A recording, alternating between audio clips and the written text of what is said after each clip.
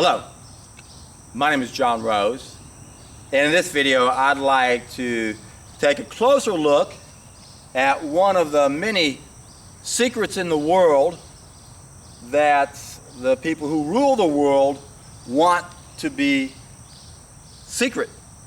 Now, I've already done a video on what I think is the best kept secret in the world, and you can go to the description box and see that video. But in this video I'm going to take a look at one of the many secrets. Might not be the best kept secret, but it's right up there. In fact, I might even want to start a series on the best kept secrets in the world, because when you take a look at our belief system, you realize there's a lot of things we don't know. But this one we're going to look at has to do with the illusion of scarcity. This is one of the best kept secrets in the world, or actually the secret itself is that we live on an abundant planet. And the way we're tricked into not understanding that is to say that there is scarcity, to create this false illusion that there's scarcity. And all you have to do to create this scarcity is understand what the second president of the United States said, who was the first vice president, and that would be John Adams. He said there are two ways to conquer and enslave a nation. One is by the sword, and the other is by debt. And that's where we are right now. We are debt slaves, and we have been conquered, literally. And this is hard for a lot of people to understand because money seems to be too confusing. But there are two YouTube videos you can go watch that explain this quite nicely. They illustrate it really easily to see how the way the system is set up, it creates an enslavement system. But anyway, those two YouTube videos would be Zeitgeist Addendums and the Thrive documentary. And in fact, go to the common links and common flaws in the Zeitgeist movement and the Thrive movement, or something along those lines, and the conspiracy theorists. And you'll see a video I did where I give a recap of what they are saying about how the money system is.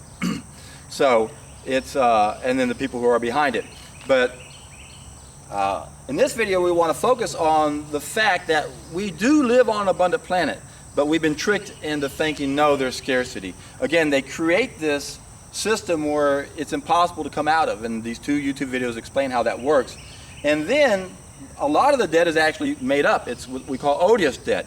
And we see what happened when Iceland decided to audit their books in 2011, and they found that over 90% of their debt was odious debt, meaning they didn't owe this debt. It was all made up. And it's real similar to the way the derivatives are being done. And I'm not going to digress into all of that,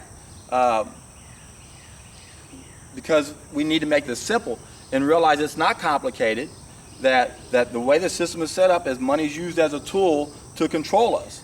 And when you can have more money than all the rest, then you can own and control everything that can be used to then control us. So money is the absolute tool of control, and we need to take that power away from the people who rule the world, because they're using that to create this illusion of scarcity when we live on an abundant planet. Now, to illustrate my point, there are two countries recently, last century, that broke away from this debt slavery system, and they soon became the most prosperous countries on this planet at a time when all the rest of the world was starving. In America, we were starving, the Great Depression. And yet Germany came along and Japan came along and said, look, we're not going to let foreigners print our money and then charge us interest for it and have us become debt slaves. Remember, there are two ways to conquer and enslave a nation.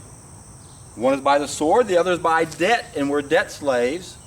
And when Germany and Japan broke away from that, look what happened. The people who are debt masters can't allow that to happen, can they? So they got the rest of the world to attack these two countries. And since history is written by the victors, they lied about everything and said, they're the bad guys, oh my God, we had to get them. You can't trust the history books, my friend. If you understand history is written by the victors, why do you believe anything you read?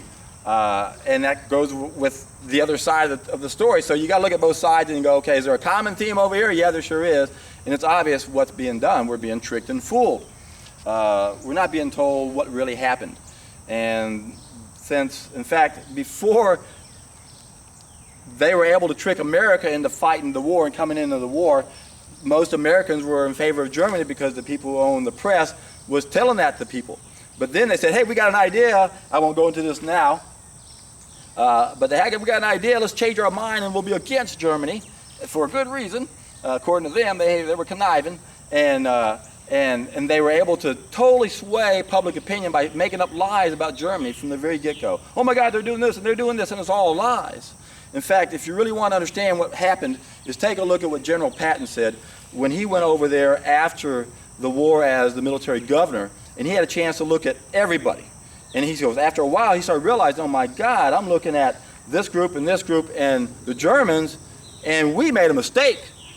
We destroyed the best group out of the whole Europe. The Germans were the best.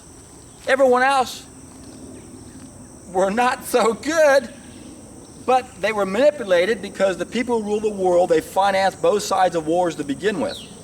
Even Germany was financed initially. But Hitler understood the problem with debt-based currency. Usury is what brings down countries. That's why it's been forbidden. In fact, Christians forbade it until the Knights of Templar discovered these books under the Temple of Solomon, and then the Knights of Templar became the first bankers. So that's what brought down the Roman Empire, is this form of usury. We saw the damage it did back then. Muslims to this day still forbid the use of usury, which is why there's a war against Muslims.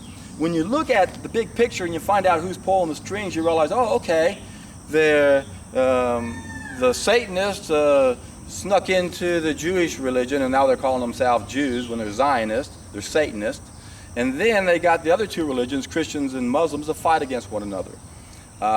And that's how the wars are arranged. In fact, if you study Albert Pike, who was commissioned by the Illuminati to draft 3 world wars, the third one was to create a hatred toward Muslims. So even when you look at anybody who's talking about this, you can see how it's generating hatred for this group of people. And all you have to do if you're the rulers of the world is take a group of those people and get them to do bad things, and then you're going to hate that group. And then you control the press, just like America was able to turn the public around in the newspaper, because they lie to them. People believe what they read in the newspaper. We're waking up to this reality. There are a lot of secrets out there. A lot of us are realizing, and that's the beauty about this time right now. There are a lot of people who understand how this money system works. There's a lot of people who watch the Thrive documentary. A lot of people watch Zeitgeist. So there's a lot of people who really understand how this money system works. But I explained that most people's solutions are at best Band-Aid approaches. And one is the right direction, but it's on our to-get list. And I explained that in the common links and common flaws. So in Zeitgeist Addendum, they had the right idea to have a resource-based economy, but that's actually on our to-get list, not on our to-do list. We have to go upstream to figure out how to get reconnected so that we automatically have that mentality. We got the wrong mentality right now, and we just can't think our way into, it makes sense to have a resource-based economy. Of course it does. But we can't think about it, we got to feel it, and that's when it happens. So there's only one way to make that happen, and that is when enough of us do something to get everyone's attention so we can reach the tipping point. Because things will never change unless we reach the tipping point, and things will never change unless we change our mentality. Only one way to change our mentality, and that's to do something that we've never done before, and then you'll be part of that group that gets everyone's attention. And what I'm talking about is the first of a 3-step process that I perfected. It's one of 3 ways to correct 5 big mistakes we're making. The first mistake is what destroyed one of our senses, and that's the biggest mistake we got to correct. That's why we have the wrong mentality. That's why we have an exchange mentality to begin with.